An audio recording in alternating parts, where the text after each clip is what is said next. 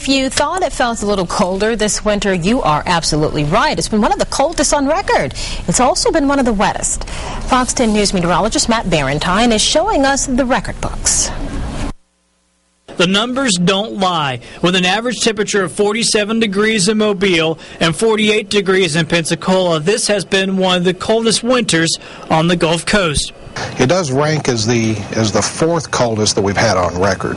One of the coldest we've had since the late 70s.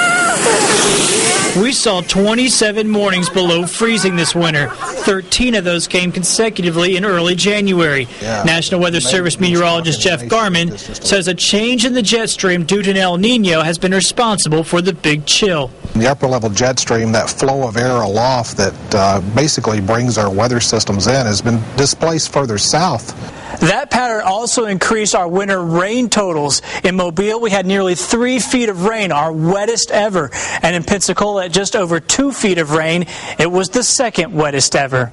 If there's been a good side to all this, it's that we've seen little in the way of severe weather. The cold temperatures have delayed our severe season, but that will likely change soon. As we start to transition this air mass, the potential for severe storms may be a little higher this season.